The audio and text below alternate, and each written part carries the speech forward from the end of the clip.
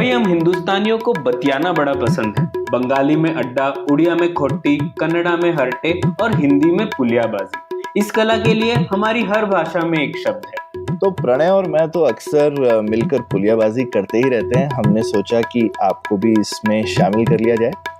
तो आइए प्रणय और सौरभ के साथ करते हैं पुलियाबाजी। हेलो सौरभ और ख्याति, कैसे हैं आप? बारिश हो रही है क्या आप जहाँ रह रहे हैं वहाँ पे? नहीं, यहाँ तो वैसे हम अच्छे, बट हाँ, बारिश तो नहीं है अभी। हाँ, नहीं, अभी जो सब हँस रहे थे बैंगलोर पे ना प्रणय, मैं सबको बोलना चाहता हूँ कि भैया देखो, हाँ, सबकी बारी आती है, ठीक है? बहुत हँस रहे थे सब नॉर्थ इंडिया वाले हमारे ऊपर। वहाँ हाँ हाँ हाँ, सही बात है। नहीं तो इसी पानी के मुद्दे पर ही एक सवाल था। जैसे कि अभी कुछ ही दिनों पहले नीति आयोग ने एक ड्राफ्ट पेपर निकाला है। तो ड्राफ्ट पेपर तो सामने नहीं है, लेकिन उसके ऊपर काफी आर्टिकल्स और लेख आए थे और उसमें बात ये हुई थी कि भारत में वाटर मार्केट होना चाहिए कि नहीं। मतलब वो बात ऐसे हो रही थी कि जैसे कि पानी का फ्यूचर्स कॉन्ट्रैक्ट बनाया जा सकता है कि नहीं, कि जैसे मैं एक किसान हूं और मुझे शायद चाहिए इतना पानी 2 महीने बाद जब मेरी खेती बाड़ी हो रही होगी, तो मैं क्या अभी प्राइस लॉक कर सकता हूँ कि नहीं उसे, जैसे क्लासिक हम लोग फ्यूचर्स कॉन्ट्रैक्ट कहते हैं। तो बात हो रही थी कि कमोडिटी एक्सचेंज पे पानी भी आ जाए या नहीं उसके बारे में। तो बस ये न्यूज आई और उसके बाद काफी लेख आए। कुछ लोगों ने बोला कि यार ये क्या है, पानी को तुम ऐसे कैसे कमोडिफाई कर सकते हो,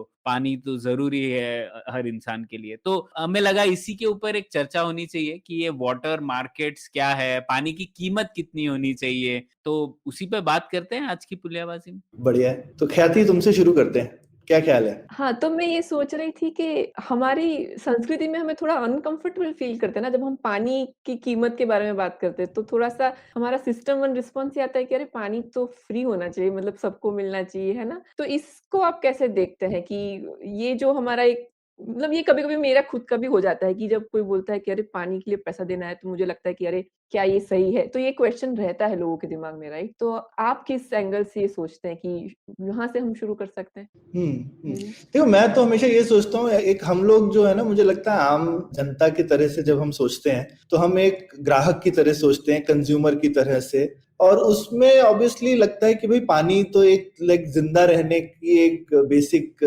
चीज है, राइट? कि भाई आप अगर पानी नहीं पियेंगे तो मर जाएंगे यार, ऐसा कैसे काम चल सकता है ना? पानी तो जिंदा रहने के लिए जरूरी है। लेकिन हम पानी से जिंदा रहने के बियॉन्ड बहुत कुछ करते हैं। तो अब वो क्या एक डिस्टिंक्शन है, क्योंकि हमारे मेरे ख्याल से जो रिवायतें बनी हुई हैं वो पुराने जमाने के लिए से बनी हुई है, जब हम पानी से जिंदा रहने से ज्यादा बहुत कुछ नहीं करते थे। हाँ, सही बात है। और ये एक मॉडर्न लाइफ में जिंदगी हमारी बदल गई है, लेकिन हमारी जो वैल्यूज हैं वो हमारी जिंदगी से कैचअप नहीं करी, ऐसा मुझे लगता है। तो हम कुछ कुछ चीजें भूल जाते हैं कि भाई, तो एक मुझे चीज ठीक लगती है कि जितना आपको एक एज ए एक सरवाइव करने के लिए जो पानी चाहिए, बेसिक नेसेसिटी वाला, मुझे लगता है वो पानी सबको देना चाहिए, कोई उसमें खराबी नहीं है। और वो बहुत ही जेनरस नंबर एक्चुअली हिंदुस्तान में जो बनाया हुआ है अर्बन के लिए, मैं देख रहा था अराउंड 70 लीटर पर पर्सन पर डे, ठीक है? वो भी मुझे लगता है कि वो मतलब काफी लग्जूरियस लिविंग वाला पानी है। मेरे ख्याल से हिंदुस्तान में कोई 70 लीटर सब लोग तो नहीं यूज करते होंगे, मेरे को तो नहीं लगता है। हाँ, हम 2-3 लीटर पीने के लिए तो 2-3 लीटर बहुत है दिन का पानी, अगर आप वेस्ट भी करके पी रहे हो थोड़ा बहुत, और खाना वाना बनाने के लिए उतना ही और लगा लो। तो मेरे को लगता है वो 70 लीटर तो सब कुछ मिला के होता है कि भाई कपड़े धोने के लिए, गाड़ी धोने के लिए लोगों ने ये थोड़ा फर्स्ट वर्ल्ड का नंबर जो है उठा करके, मुझे लगता है कहीं से हिंदुस्तान में आ गया है, जिसमें ये सब चीजें शामिल हैं कि वॉशिंग मशीन में धो रहे हो जिसमें पानी वेस्ट हो रहा है। अब वॉशिंग मशीन की पानी की जो जरूरत है उसको आप बेसिक नीड तो नहीं मान सकते ना। तो ऐसा एटलीस्ट मैं बोलूंगा कि जो आदमी वॉशिंग मशीन आप चलाने का खर्चा कर रहे हो तो उसमें पानी का भी कर लो, क्योंकि वॉशिंग मशीन पानी वेस्ट करती है काफी, है ना? उसमें नॉर्मल पानी से ज्यादा आप डिश वॉशर यूज कर रहे हो तो उसमें पानी का भी पैसा दे दो, पानी क्यों फ्री आना चाहिए उसका, ठीक है? हाथ से बर्तन मांज रहे हो तो अलग बात है। तो ये वाली जो चीज है, ये सब ऐसा मुझे लगता है कि एक ये बेसिक जो है हमारा थोड़ा इंट्यूशन और जो हमारी लाइफस्टाइल है वो कैचअप, वो एक सिंक में नहीं। हाँ, नहीं, मुझे तो लगता है ये जो घरेलू खपत वाला मामला है ये एकदम इनकॉन्सिक्वेंशियल है, बात ही नहीं होनी चाहिए इसके ऊपर। ये बात होती है क्योंकि लोगों को लगता है मुझे कुछ कंट्रीब्यूट करना है या मैं पानी वेस्ट कर रहा हूं, लेकिन आप नंबर्स देखिए ना, तो पहले तो विश्व में 70% जो फ्रेश वाटर है, कैसा मीठा पानी कह सकते हैं उसे, जो 70% मीठा पानी है वो किस में प्रयोग होता है? खेती में होता है, ठीक है? और उसमें भी अगर आप भारतीय उपमहाद्वीप के बारे में देखें तो वर्ल्ड बैंक की रिपोर्ट है, मैं वो पढ़ रहा था, भारतीय उपमहाद्वीप में 90% से ज्यादा पानी सिर्फ खेती में यूज होता है। तो जो घरेलू खपत वाला पानी है वो 2% है। ठीक है, तो आप उसमें कितना भी कर लो, कितनी भी बचत कर लो, उसमें आपको हाँ। ज्यादा सेविंग नहीं मिलेगी। लेकिन अगर आपने एग्रीकल्चरल वाटर 90% से आपने 88% ले आए, तो आप डबल कर दोगे डोमेस्टिक कंजम्पशन के लिए जितना पानी। तो जो भी हमें फोकस करना है वो उस पे फोकस करना है कि किस तरीके से हम लोग इंटरवेंशंस लाए कि जो एग्रीकल्चर में पानी यूज हो रहा है उसे हम लोग बेहतर तरीके से यूज कर सके, जिससे कि 90% पानी हम लोग एग्रीकल्चर में ना डालें। पर ये भी है ना, हमारा तो एग्रीकल्चर का तो पानी हम बिल्कुल भी चार्ज करते ही नहीं है, राइट? मतलब हम उसके लिए तो किसानों को तो ये पानी फ्री ही मिलता है। तो और ये थोड़ा पॉलिटिकल टॉपिक भी है ना कि अगर हम किसान को पैसा चार्ज करेंगे तो उसके पॉलिटिकल कॉन्सिक्वेंसेस भी होते हैं और उसके इकोलॉजिकल कॉन्सिक्वेंसेस भी है, क्योंकि पैसा चार्ज नहीं कर रहे हैं। तो अभी ये हो गया है कि जो भी किसान को पानी का एक्सेस मिल जाता है कहीं से भी, तो पहले उसको कैश क्रॉप में कन्वर्ट करना है अपना खेती। पहले वो कुछ दूसरे अपने लोकल क्रॉप उगा रहा हो सकता है, लेकिन जैसे ही उसको लगता है कि मेरे पास पानी का एक्सेस अच्छा आ गया है, तो वो तुरंत पहले वही चेंज करने की कोशिश करता है। तो हाँ, ये भी एक है कि इसको भी थोड़ा एक नेविगेट करना है कि पॉलिटिकल क्वेश्चन भी है और उसकी वजह से एनवायरनमेंट पे भी काफ़ी नेगेटिव इफ़ेक्ट्स है जो हम फ़ील नहीं करते हैं, लेकिन इतना ज़्यादा एक्सेस यूसेज ऑफ वाटर होता है शुगरकेन की खेती में, उस सब से। और काफ़ी जगह पे जैसे वो जगह पे कहीं और से पानी आ रहा है इरिगेशन होके और फिर वहाँ पे हम शुगरकेन उगाते हैं, तो उसका तो मतलब कितना लॉजिक बनता है। अगर शायद वहाँ उनको पैसा देना पड़ता तो वो शायद सोचते कि क्या मैं शुगरकेन उगाऊँ कि मैं कोई दाल उगाऊँ? तो ये सवाल आई थिंक अभी उनके लिए नहीं आ रहा है, क्योंकि वो पानी का उनको पैसा देना नहीं पड़ रहा है। देखो इसमें भी आंसर छुपा है ना तुम्हारा ख्याति, पर बाय द वे ख्याति ने अच्छी बात पकड़ी। प्रणय, मैं बोलने वाला था कि जब ये फ्यूचर मार्केट्स में तुमने किसान का एग्जांपल दिया, तो किसान तो बोलेगा कि मैं फ्यूचर का क्यों प्राइस लॉक करूंगा, ये पानी का प्राइस क्या चीज होती है। हाँ, किसान तो पानी का प्राइस जो है हाँ, वो कॉन्सेप्ट ही नहीं समझते। हम अभी तो कोशिश कर रहे हैं कि वो इलेक्ट्रिसिटी का प्राइस तो देने लगे किसान, जिससे कि वो पानी निकालते हैं जमीन में से। और जैसा अभी ख्याति तुमने बोला ना कि किसान को काफी इंट्यूशन है कि भाई अगर पानी का एक्सेस है तो मैं उस पानी को मैं पैसे में कन्वर्ट कर रहा हूँ, हाँ। क्योंकि पानी यूज करके फिर मैं हायर वैल्यू क्रॉप उगाता हूँ ना। कि भाई मैं अगर क्या कहते हैं, नॉर्मली हो सकता है मैंने कोई सीजनल क्रॉप लगा ली है, कॉर्न या रागी या कुछ, लेकिन मेरे पास पानी होगा तो हो सकता है मैं टमाटर उगाऊंगा या कोई सब्जी उगाऊंगा जिसमें मैं ज्यादा पानी की मेरे को चाहिए होती है रेगुलर चीज। तो सबको मालूम है कि भाई पानी एक वैल्यूएबल इनपुट है जिससे वैल्यूएबल आउटपुट निकलता है। तो ये एक कमर्शियल क्वेश्चन है, और एक अगर उसमें हम प्राइस डालें तो, और अक्सर हमने काफी डिमांड साइड की बात कर ली, तो लेकिन दूसरी चीज जो प्राइस से आती है वो है सप्लाई साइड, कि जब आप किसी चीज का प्राइस डालते हैं तो उससे सप्लाई भी बढ़ जाती है। ऐसा नहीं है कि प्राइस डालने से सिर्फ डिमांड पे इफेक्ट होता है, क्योंकि कोई ना कोई तो ऐसा बोलेगा ना कि भाई अच्छा इसमें पैसा बन रहा है तो मैं कैसे इसको कमा सकता हूँ। जैसे आप सोचो अगर ऊपर से बारिश में पानी की जगह तेल गिर रहा होता है बादलों से, तो उसकी कोई एक भी बूंद वेस्ट हो रही होती क्या? एक भी बूंद वेस्ट नहीं हो रही होती। सबने इंश्योर करते कि वो एक एक बूंद तेल का हम कहीं ना कहीं संजो लेते, पर पानी की किसी को परवाह नहीं क्योंकि फ्री है। तो अगर हल्की सी भी हम कहीं प्राइस डालते हैं तो, मैंने लेकिन शुरू इसलिए किया था घरेलू कंजम्पशन से क्योंकि वो इमोशनल टॉपिक है प्रणय। तो मुझे लगता है कि उसको हमको दे करके खत्म कर देना चाहिए कि भैया ये है, इसकी चिंता मत करो। ऐसा नहीं है कि वाटर मार्केट आने से तुम्हारी घरेलू का, क्योंकि लोगों को लगता है कि वाटर मार्केट मतलब जस्ट वो थोड़ी वो डिस्टोपियन साईफाई वाली मूवीज होती है ना, कि जिसमें पानी नहीं मिलेगा, एक एक पानी के लिए तरसा के तुमको ये कमीने कैपिटलिस्ट जो है मार मार के तुमसे खून चूस लेंगे तुम्हारा, वैसा टाइप की ऐसा फीलिंग आती है लोगों के दिमाग में। तो मुझे लगता है कि वो एक डर पहले निकाल देना चाहिए कि भाई ये तुमको पानी, भाई जरूरत का पानी पीने वीने का वो फ्री है, वो मिलता रहेगा, उसकी चिंता मत करो। उसके ऊपर लेकिन मार्केट है, ठीक है, और उस मार्केट के होने से फिर ये भी समझना कि भाई फायदा है। ये जैसा आई थिंक लोगों को अगर ये समझ में आए कि भाई तेल अगर फ्री होता तो कैसे चलेगा काम, वैसे ही पानी भी नहीं होना चाहिए। इनफैक्ट मैं इसमें जोड़ना चाहती हूँ कि मुझे तो लगता है कि ये डोमेस्टिक वाला यूज का भी पानी पूरा फ्री नहीं होना चाहिए, उसमें भी एक लिमिट होनी चाहिए। और वो क्योंकि हम अभी मीटर नहीं कर रहे हैं कहीं पे भी, तो हम कुछ स्लॉट्स तो बनाए हैं, लेकिन बिल्कुल हमारा मीटरिंग नहीं हो रहा है। उसकी वजह से उस पे कोई घर लेवल पे तो कोई इंसेंटिव है ही नहीं कि इसको कुछ बचाया जाए कि ना बचाया जाए। अरे वही तो प्रणय बोल रहा था, उस पे फोकस ही मत करो। वो जो हाँ। है ना सबको बहकाने और बहलाने वाली चीज है। अरे यूज करो यार, खुला पानी घर में यूज करो, कुछ नहीं होने वाला उससे। नहीं, आपको याद होगा कुछ महीने पहले सरकार ये बात कर रही थी कि जो वाटर प्यूरिफायर है उसको बैन कर दिया जाना चाहिए, क्योंकि कुछ कुछ जो आरओ वाले वाटर प्यूरिफायर में पानी वेस्ट होता है। तो मतलब ये हम लोग इतना उसके ऊपर कैपेसिटी लगाएंगे, लोगों को इंस्पेक्ट करवाएंगे, और क्या उसका फायदा होगा? कुछ नहीं मिलेगा उससे। तो मुझे लगता है कि मतलब अटेंशन ज्यादा उस पर केंद्रित होगा तो हम लोग जो मेन मुद्दा है उससे भटक जाएंगे। तो ठीक है, इसी पे आते हैं। एक सोल्यूशन जैसा आप दोनों ने बताया वाटर मीटरिंग का, तो इसमें भी किस तरीके से हम लोग आगे बढ़ सकते हैं? तो एक तो बात सही है, मीटरिंग करोगे तो आप एग्रीकल्चर के लिए तो आप कल पैसे नहीं इकट्ठा कर सकते, कोई उसको मानेगा नहीं। लेकिन सौरभ, मैं ये सोच रहा था, जैसे अब सरकार एमएसपी तो दे रही है, और एमएसपी तो जाने वाला नहीं है अब जो हुआ है फार्म लॉस के बाद, तो क्यों एमएसपी के एवज में सरकार क्यों ये मैंडेट नहीं कर सकती कि मीटर लगवाए जाएं? पैसे नहीं कलेक्ट करेंगे,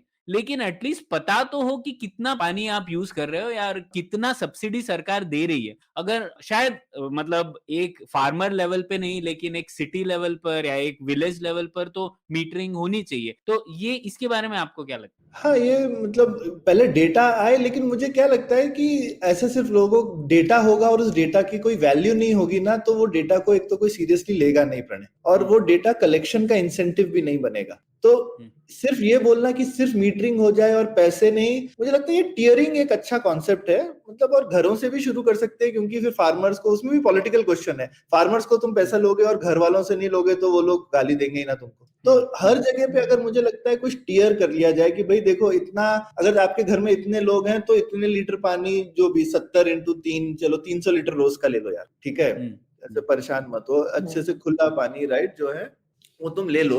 और उसके बाद में उसी तरह से खेत के लिए भी कुछ पर एकड़ डिसाइड कर लो कि यार इतना पानी तो हम दे देंगे, इसके ऊपर जो है हम लेंगे पैसा, कम लो शुरू में, लेकिन जब तक कि कुछ वैल्यू एसोसिएटेड नहीं होगी तो डेटा भी नहीं आएगा, मेरे को ऐसा लगता है। हाँ हाँ, नहीं वैल्यू नहीं, कीमत। वो जो कीमत, एडम स्मिथ ने कहा था ना, कीमत और मूल्य में फर्क है। तो पानी का बिल्कुल, मूल्य सब समझते हैं, लेकिन कीमत नहीं समझते। हाँ, तो कीमत लगानी चाहिए। हाँ, ठीक है। तो ये एक सॉल्यूशन कहा जाता है कि मीटरिंग तो हो, और आपने कहा जैसे टियर्ड में हो तो एक सॉल्यूशन है। और दूसरा मैंने पढ़ा एक वाटर एफिशिएंसी रेटिंग्स भी होती हैं अब कुछ देशों में। तो जैसे जो नलके हैं या फिर जो यूरिनल्स हैं, उन पे एक रेटिंग होती है कि ये कितना वाटर एफिशिएंट है। जैसे लोगों को पता ही होगा, हमारा एनर्जी एफिशिएंसी तो स्टार रेटिंग होती है हर एसी पे या रेफ्रिजरेटर पे। वैसे ही अब वाटर एफिशिएंसी रेटिंग्स भी अगर सरकार मैंडेट करे तो एटलीस्ट आपको पता होगा कि कितना वेस्टेज हो रहा है, और बिहेवियर चेंज होने की संभावना है इस तरीके से। तो ये भी एक शायद मुद्दा है जो करना है हमें आगे से। हाँ, ये तो बहुत ही बढ़िया आइडिया मेरे को लगा प्रणय, क्योंकि I mean energy efficiency rating से सही में कंज्यूमर बिहेवियर में फर्क पड़ा, और लोगों को ऐसा लगता था कि चलो थोड़ी सी महंगी चीज है लेकिन इससे, लेकिन देखोगे तुम प्रणय, तो अगर आप पैसे नहीं लगाओगे पानी के तो उसका फायदा नहीं होगा। एनर्जी एफिशिएंसी का भी फायदा क्यों होता था? क्योंकि लोगों को लगता था कि मैं हायर स्टार वाली चीज लूंगा तो मेरा बिल कम आएगा, है ना? तो यही प्रॉब्लम होता है। तुम देखो, जैसे ही तुम किसी चीज की कीमत लगाते हो, कितनी चीजें मार्केट बन जाती है उस चीज की फिर। तो लोग ऐसे प्रोडक्ट बनाएंगे जिससे आपका पानी बचे। अभी किसी को क्या मतलब है, कोई ऐसा प्रोडक्ट बनाएगा जिससे आपका पानी बचे, आपको क्या फर्क पड़ता है यार, सस्ता ही चीज लो ना, पानी तो खुला है। बिल्कुल बिल्कुल, हाँ। है ना? तो इसीलिए कीमत लगानी बहुत जरूरी है, क्योंकि उससे ये सब मार्केट्स डेवलप होती हैं। तो एनर्जी बहुत ही अच्छा एग्जांपल है लोगों को कन्विंस करने के लिए कि भैया प्लीज एग्री करो, ये देखो ना, एक चीज में काम किया है ना, ये चीज, यही चीज सिर्फ पानी में भी काम करेगी आपके लिए। और ये जो आप डोमेस्टिक में भी होता है और ये एग्रीकल्चर में भी अप्लाई होगा कि हमारी अभी भी टेक्निक्स बहुत ही पुराने जमाने वाली चल रही है कि बहुत अच्छी एफिशिएंट वाटर एफिशिएंट मेथड्स आ गई है, ड्रिप इरिगेशन वगैरह, लेकिन कितने, क्योंकि वो सब में इनिशियल कॉस्ट रहता है कभी भी करने में, तो वो लोगों को लगता है कि पानी तो मुझे फ्री मिल रहा है तो मैं इनिशियल कॉस्ट क्यों लगाऊं ये इरिगेशन टेक्निक लगाने के लिए। फ्लड इरिगेशन ही कर देंगे फिर हम। हाँ, हाँ, तो जो मुझे आसान है, अभी मेरा तो कॉस्ट नहीं हो रहा है तो वो कर लेता हूँ मैं। अगर उनको वो पैसा देना पड़ेगा तो वो सोचेंगे अच्छा अभी मुझे लगेगा, लेकिन अगले 2 साल में मुझे पैसा मेरा बच जाएगा बाद में, तो वो एक लॉन्ग टर्म थिंकिंग तभी आएगी जब वो उनको देना पड़ रहा है। बिल्कुल, हाँ। हाँ, वही तो कीमत लगाने से आप दोनों जो कह रहे हैं कि कई चीज़ें अनलॉक हो जाएगी, डिमांड साइड पे भी और सप्लाई साइड पे भी। तो डिमांड और साइड पे एक इनोवेशन और साइड मुझे पे, हाँ, और हाँ इनोवेशन और साइड जैसे पे भी। बिल्कुल, बिल्कुल सौरभ मुझे याद आया डिमांड साइड पे एक और जैसी चीज़ है, एग्रीकल्चर की बात करते हैं क्योंकि वो एक बड़ी चीज़ है। जैसे अगर पानी पे कीमत होगी, तो फिर हम लोग ये भी सोच पाएँगे कि क्यों ना हम लोग जीएम क्रॉप्स यूज़ करें, ऐसे जीएम क्रॉप्स यूज़ करें जो कि कम पानी की खपत लेते हैं। तो वो भी चीज़ एक अनलॉक हो जाएगी क्योंकि अभी तो हम लोग सोच रहे ही नहीं है उसके बारे में। करेक्ट, नहीं बिल्कुल बिल्कुल, ये तो आई मीन कोई इंसेंटिव ही नहीं है ना कि भाई अगर ये ये चीज अभी लोग तभी सोचते हैं जब कैसे सूखाग्रस्त इलाके में आपको उगाना पड़ रहा है, उसके लिए लोग सोचते हैं। लेकिन ऐसा नहीं सोचते कि जैसा हम अक्सर पॉलिसी में बोलते हैं ना कि नॉब होना चाहिए, स्विच नहीं। ऐसा थोड़ी है कि कोई इलाका है या तो सूखा ही ग्रस्त है या फिर बहुत ही ज्यादा पानी है, भाई पूरा हाँ, कंटिन्यूम है ना बीच में। तो हाँ, आप हाँ। हर लेवल पे कोई ना कहीं प्रोडक्ट होगा वहां पे, और आपको सोचना है। और ये नॉब जो अनलॉक होती है वो कीमत से होती है, otherwise hmm, on off switch है। या तो फिर आप सरकार से बोलेंगे सबको बोलो कि यही वाला चावल उगाए, या फिर आप बोलोगे हुँ। सबको बोलो कि दूसरा ही वाला करे। ऐसा तो नहीं होना चाहिए। हुँ, बिल्कुल। नहीं, ये अच्छी बात कही आपने। तो एक और मुद्दा है, जैसे हम लोगों ने बात कर ली ज़्यादातर एग्रीकल्चर में, खेती में और डोमेस्टिक में, लेकिन पानी बहुत बड़ा मुद्दा, राजनीतिक मुद्दा भी होता है। जैसे भारत में हम लोगों को पता ही है, जैसे कर्नाटका और तमिलनाडु के बीच हर कुछ सालों में एक वो कावेरी मुद्दा उठ के ही आता है। तो उसके ऊपर भी कीमत लगाने से बहुत कुछ सॉल्यूशंस अनलॉक हो सकते हैं। तो जैसे एक आइडिया है जो मरे डार्लिंग बेसिन ऑस्ट्रेलिया में कुछ एक्सपेरिमेंट ट्राई किया गया है जहाँ पर ये वाटर शेयरिंग मैकेनिज्म जुड़ा है। तो ख्याति आपने इसके बारे में पढ़ा है तो बताइए ना वो किस तरीके से काम करता है? हाँ, तो जैसे हमें पता ही है कि ऑस्ट्रेलिया तो काफ़ी पानी वहाँ काफ़ी कम है, काफ़ी ड्राई रीजन है इन जनरल, तो वहाँ पे एक काफ़ी बड़ी नदी है, मरे डार्लिंग दोनों नदियों का जो रिवर बेसिन है, तो वो उनका मेन बहुत बड़ा सोर्स है ऑस्ट्रेलिया में पानी के लिए। और ऑस्ट्रेलिया में एक बड़ा ड्रॉट आया था 2001 से लेके 2009 को, उसको वो लोग मिलेनियम ड्रॉट बुलाते हैं। तो उस टाइम पे शायद उनको ये रियलाइज़ हुआ कि हमें कुछ मैकेनिज़्म बनाना पड़ेगा कि हमारे पास जो पानी है उसको हम और अच्छे से उपयोग करें, ताकि हम मतलब एनवायरनमेंट के लिए भी पानी रख पाएँ कुछ, और एट द सेम टाइम हम अपनी जो इरिगेशन और इंडस्ट्री के लिए यूज़ कर रहे हैं पानी, उसको भी हम ऑप्टिमाइज़ कर पाएँ कि हायर वैल्यू यूज़ के लिए उसका उपयोग कर पाएँ। तो उन्होंने हुँ, बेसिकली एक अथॉरिटी बनाई जिसका नाम है मरे डार्लिंग बेसिन अथॉरिटी, एमडीबीए जिसको बुलाते हैं। तो ये 2007 में एस्टेब्लिश हुई थी और उन्होंने एक वाटर एक्ट बनाया। अब क्या है कि ये रिवर तो बहुत लंबी है और वो बहुत सारे स्टेट से गुज़रती है, तो कोई एक ही स्टेट नहीं डिसाइड कर सकता, तो उनको जितने भी स्टेट्स से वो गुज़रती है, वो सारे स्टेट्स के साथ मिलके उनको एक वाटर एक्ट बनाना पड़ा कि ठीक है, हम ये एग्री करते हैं कि हम इस प्रकार से कुछ वाटर शेयरिंग का एक फ़ॉर्मूला बनाएँगे और हम उस हिसाब से उसपे वाटर शेयरिंग करेंगे। तो ये जो अथॉरिटी है वो उसका सॉर्ट ऑफ उस वाटर एक्ट के हिसाब से उसका ऑपरेशन करती है कि हम देखेंगे कि ठीक है, पहले तो अब देखो अगर आपको किसी को किसी भी रिसोर्स को बहुत अच्छे से यूटिलाइज़ करना पड़ेगा, तो पहले तो आपको ये देखना पड़ेगा कि आपके पास कितना रिसोर्स है, ठीक है? तो आप पहले देखिए कि भई मेरे पास है कितना पानी, अब उसके लिए आपको मीटियोरोलॉजिकल डिपार्टमेंट से देखना पड़ेगा कि हर साल तो उतना नहीं आएगा, 1 साल ज़्यादा आ सकता है, 1 साल थोड़ा कम हो सकता है। उसमें से कुछ रिक्वायरमेंट्स है जो आप नॉन नेगोशिएबल है, तो वो लोग ऑलरेडी ये अब ये सारी इन्फॉर्मेशन मैं ज़्यादातर उनकी जो गवर्नमेंट की वेबसाइट से मैं पढ़ के बता रही हूँ, काफ़ी सारा मैंने उसके हिसाब से पढ़ा है, तो थोड़ा अभी ऑन ग्राउंड क्या कुछ और हो सकता है, पर एट लीस्ट कांसेप्ट मोटा-मोटा ये है। तो वो लोग ये देख रहे हैं कि ठीक है, नदी की इकोलॉजिकल रिक्वायरमेंट क्या है कि कुछ तो पानी आपको नदी में भी छोड़ना पड़ेगा कि वहाँ पे जो एनिमल्स हैं उनके लिए कुछ पानी बचा रहे। तो वो निकाल देते हैं। फिर वहाँ पे कुछ फर्स्ट नेशन स्टेट्स हैं, जैसे हमारे आदिवासी ट्राइब्स होती है, उस प्रकार के वहाँ पे भी काफ़ी सारी ट्राइब्स हैं, जिनकी आजीविका ज़्यादातर पानी और नेचुरल एनवायरनमेंट पे डिपेंडेंट होती है। तो उनके वाटर हाँ, यूज़ के लिए थोड़ा अलग कर दिया।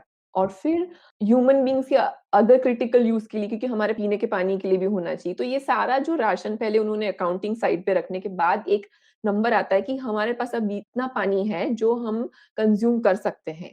तो इसको कंज़म्पशन फॉर इरिगेशन पर्पसेस और अलग से एक उसका स्प्लिट बनाते हैं कि ठीक है, ये इरिगेशन के लिए हो सकता है, ये इंडस्ट्री के लिए हो सकता है, एटसेट्रा। और फिर उसमें वो लोग ट्रेडिंग अलाउ करते हैं कि उसमें अलोकेशन के भी अलग-अलग तरीके हैं। एक अलोकेशन होता है कि परमानेंट बेसिस पे, क्योंकि देखो अगर आपके पास एक बागान है, तो आपके 10 साल तो आपके ट्री को बड़ा होने में लगेगा ना, आपको तो 10 साल पानी, शायद कुछ साल तो पानी देना पड़ेगा उसको शुरू में। और तो आपको एक रिलायबल मैकेनिज्म चाहिए, तो उनके कुछ परमानेंट एंटाइटलमेंट्स भी दिए जाते हैं और कुछ सीज़नल एंटाइटलमेंट्स दिए जाते हैं कि सीज़नल एलोकेशन होता है, ठीक है? अब इनका ट्रेडिंग होता है कि अगर आपके पास इस सीज़न में हो गया कि मेरे पास, मुझे लगता है कि मैं इस क्रॉप के बदले ये क्रॉप उगाना चाहती हूँ, तो अगर आपके पास एक्सेस वाटर है, तो फिर वो पार्ट आप ट्रेड कर सकते हो किसी और के साथ जिसको ज़्यादा पानी चाहिए। तो इस मैकेनिज़्म से वो, मतलब मोटा-मोटा ये मैकेनिज़्म चल रहा है। और इसमें कोई एक यूनिफाइड मार्केट नहीं है, क्योंकि ये बेसिन पे डिपेंड करता है। तो जो उसके सब बेसिन्स हैं ये पूरे वाटर के, रीजनल लेवल पे थोड़ा-सा है कि उस रीजन में यहाँ इतना पानी अवेलेबल है, तो वहाँ से हम कितना निकाल सकते हैं और कितना रख सकते हैं। तो ये सबका एक अथॉरिटी, ये थोड़ा-सा उसका ऑपरेशन करती है। ये सबको देख-रेख रखने के लिए उन्होंने एक inspector general of water compliance का भी एक ऑफिस बनाया कि कोई देखेगा कि ठीक है, ये सब जो हो रहा है उसके हिसाब से कंप्लायंस हो रहा है कि नहीं हो रहा है। अच्छा, तो उन्होंने ख्याति, मैं ये पूछना चाह रहा था कि ये जो वाटर ट्रेडिंग है, ये एक व्यक्तिगत लेवल पर होती है कि स्टेट लेवल पर होती है? ये वो बेसिन लेवल पे होती है, जहाँ तक मुझे अच्छा, समझ में आया है। हाँ, तो आई ठीक है। थिंक वो हर बेसिन की कुछ होंगी लोकल सेटिंग, उस हिसाब से आप वहाँ पे जाके उसको ये ट्रेड कर सकते हो। एकदम अच्छा, एग्ज़ैक्टली कैसे होता है इन प्रैक्टिस, तो मैं एकदम हुँ, पूरा से समझ नहीं पाई हूँ। ठीक, तो हाँ, हाँ। इससे लेकिन मेरे को आइडिया आया एक, प्रणय, मेरे को हाँ, ये आइडिया बड़ा अच्छा है वाटर ट्रेडिंग का। तो जैसे हम बोल रहे थे ना कि फ्री टियर जैसे डोमेस्टिकली आप दे सकते हो, और ये एक बड़ा अच्छा तरीका है वाटर प्राइसिंग इंट्रोड्यूस करने का, लोगों को इंसेंटिव देने का। लोगों को बोलो देखो तुम्हारा फ्री टियर जैसे मान लो 300 लीटर है रोज का, अगर तुमने 200 लीटर ही यूज किया तो तुम 100 लीटर वापस बेच दो हाँ, और बिल्कुल। हाँ, तुमको उसके पैसे मिलेंगे। हाँ। तो सडनली लोगों को दिखेगा कि पैसे का ये मतलब नहीं कि सिर्फ मुझे देने पड़ते हैं, मुझे मिल भी सकते हैं, हाँ, है ना? बिल्कुल। तो सरकार बोल सकती है कि देखो भाई, और वो वाटर या तो मैं तुमको कैश ही दे दूंगा, या फिर अगर जिस महीने में तुम यूज करोगे ज्यादा तो मैं उसके अगेंस्ट ऑफसेट कर दूंगा तुमको। एक तरह से तुम्हारा वॉलेट हो गया ना पानी का, ठीक है। और साल के एंड में बोल सकते हो आपको कि भाई देखो साल के एंड में जितना भी तुम्हारा अगर बचता है पैसा, उतना तुम कैश में ले लो, सेटल कर देंगे तुमको हर क्वार्टर में या एनुअल सेटलमेंट। तो इससे जो है, आई मीन किसी भी चीज की मार्केट बनाना आसान काम नहीं होता है। जब नहीं हो और सडनली बनाने लगो ना, तो आपको थोड़े से लोगों को इंसेंटिव देने पड़ते हैं। तो मुझे लगता है कि पैसे सिर्फ लो लोगों से, उसकी जगह कुछ देने वाला भी बात हो ना, तो फिर सारे लोग राजी हो जाएंगे। आपने जो अभी मैकेनिज़्म बताया वो एक्चुअली ऑलरेडी काम करता है सोलर में तो। अच्छा, एग्ज़ैक्टली हाँ यही बिल्कुल, मैकेनिज़्म लाइट है। बिजली हाँ, में तो लोग करते ही है ना। आप सोलर हाँ। बिजली मतलब, अब देखो पानी वापस देना मुश्किल होता है, बिजली देना आसान होता है, तो वो एक अच्छा चीज है। आप अपने घर से पानी दे नहीं सकते वाटर सप्लाई वालों को, लेकिन जो आप कम लो उसको आप एक तरह से अपने राइट्स को बेच रहे हो। तो ये एक अच्छा तरीका है मार्केट को अनलॉक करने का। हाँ, तो इसके लिए सबसे बड़ी कंडीशन ये है कि राइट्स डिफाइन होनी चाहिए सौरभ। जैसे हम लोगों ने हाँ, श्रुति के साथ एक एपिसोड किया था, 12वां या 13वां एपिसोड प्रॉपर्टी हाँ, राइट्स पे। तो पहले हम बिल्कुल, भारत में अभी प्रॉपर्टी राइट्स ही नहीं है। मुझे ये नहीं पता है कि मेरे अगर प्रॉपर्टी के नीचे पानी है तो वो मेरा ही है या नहीं, कितना मेरा बिल्कुल, है, वो कंडीशंस अगर हम लोग एक तय करेंगे तो फिर ये सब चीजें हो सकती है। तब मैं बोल सकता हूँ कि मेरे एलोकेशन से मैंने 100 लीटर नहीं प्रयोग किया है और इसीलिए आप यूज कर सकते हो, तो वो एक बिल्कुल, कंडीशन है। बिल्कुल। और दूसरी बात जो ख्याति ने बताई मरे डार्लिंग बेसिन में, तो हम लोगों ने भी एक प्रपोजल किया था तक्षशिला की तरफ से कावेरी के लिए। तो उसमें भी कुछ ऐसा ही बात थी कि जो अभी क्या होता है कि भारत में कैसे रेगुलेशन होता है, एक वाटर अथॉरिटी ट्रिब्यूनल बना दिया है। वो ट्रिब्यूनल या सुप्रीम कोर्ट कोई नंबर लेकर आते हैं, वो बोलते हैं कि इतना पानी कर्नाटका को, इतना पानी तमिलनाडु को, केरला को, पौंडीचेरी को, और हर बार उसमें झगड़ा होता है।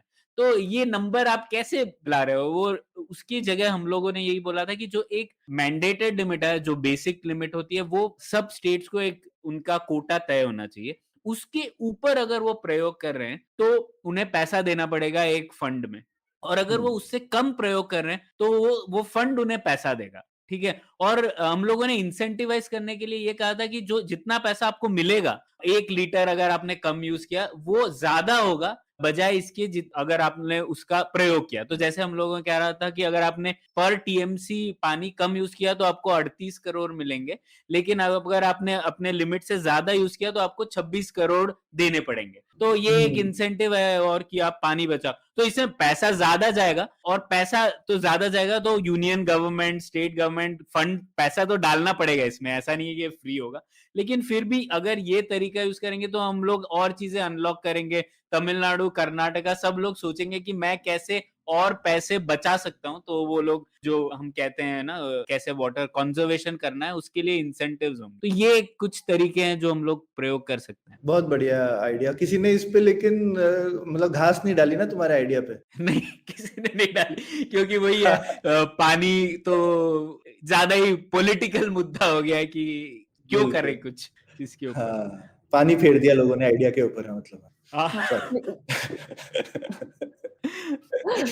हाँ, लेकिन ये ट्रेडिंग तक जाने से पहले जैसे हमारा मीटरिंग वाला ही सेट नहीं हुआ है, तो क्योंकि हमें पता ही नहीं है शायद कि हम लोग एग्जैक्टली हमारी रिक्वायरमेंट्स क्या है और क्या हम बचा सकते हैं, तो मुझे लगता है कि एक वो बजटिंग वाला पार्ट ना हमें थोड़ा पहले फर्स्ट स्टेप हमको वो सॉर्ट आउट लेकिन करना ख्याति चाहिए। बड़े लेवल पे तो पता होता है, जैसे आपका जो वाटर सप्लाई विभाग होगा उसके लेवल पे तो मीटरिंग होती है ना, तो आप एटलीस्ट जब आप बोलो कि पूरी सिटी को कितना पानी चाहिए उस लेवल पे ही बात हो रही है ना, बेसिन, तो कहीं से तो शुरुआत कर सकते हो। हर घर पे जाने में ऑब्वियसली टाइम लगता है, लेकिन आप at a water supply department का जो लेवल, जो आपका जल विभाग होता है उसके लेवल पे तो मीटरिंग कर ही सकते हो। हाँ, वो बात सही है। बिल्कुल। हाँ, तो ये अच्छी चर्चा रही। अभी हम लोगों को पता पड़ा कि किस तरीके से पानी की कीमत तय करने से या फिर उसे फ्री ना रखने से कितनी और चीजें अनलॉक हो सकती है, और हम लोगों ने डिमांड, सप्लाई, सब चीजों के बारे में बात की। तो शायद हाँ, कहीं ना कहीं तो शुरुआत होनी चाहिए, और जो शायद हम लोग ट्रेडिंग ना कर पाए अभी, क्योंकि उस वहां तक पहुंचने के लिए बहुत सारे और कदम लेने जरूरी है। लेकिन अच्छी बात है कि उस दिशा में हम लोग बात कर रहे हैं। जब तक कीमत नहीं तय होगी तब तक पानी को हम लोग कहते रहेंगे काफी मूल्य है उसका, लेकिन उसका प्रयोग हम लोग ठीक वैसे ही करेंगे जैसे ख्याति ने पहले कहा, उसे काफी वेस्ट करते रहेंगे, उसका ऐसा प्रयोग करेंगे जिससे कि उसकी ट्रू इकोनॉमिक वैल्यू लोग डिस्कवर नहीं कर पाएंगे। तो ठीक है, ये पुलियाबाजी इसी मुद्दे पर खत्म करते हैं, और कई मौके आएंगे जब हम लोग पानी डिस्कस करेंगे। ये मुद्दा जाने वाला नहीं है जल्दी। हाँ, बिल्कुल। मतलब शुक्रिया, थैंक यू। Thank you. उम्मीद है आपको भी मजा आया। यह पॉडकास्ट संभव हो पाया है तक्षशिला इंस्टीट्यूशन के सपोर्ट के कारण। तक्षशिला पब्लिक पॉलिसी में शिक्षा और अनुसंधान के लिए स्थापित एक स्वतंत्र संस्था है। आप दुनिया के किसी भी कोने में हो, आपकी उम्र कुछ भी हो, अगर आप पब्लिक पॉलिसी, विदेश नीति या टेक्नोलॉजी गवर्नेंस में रुचि रखते हैं तो तक्षशिला की वेबसाइट takshashila.org.in पर उनके कोर्सेज को जरूर चेक कीजिए। और अगर आप पुलियाबाजी में शामिल होना चाहते हैं तो हमसे कनेक्ट कीजिए puliyabazi@gmail.com पर या फिर @puliyabazi ट्विटर पर। शुक्रिया।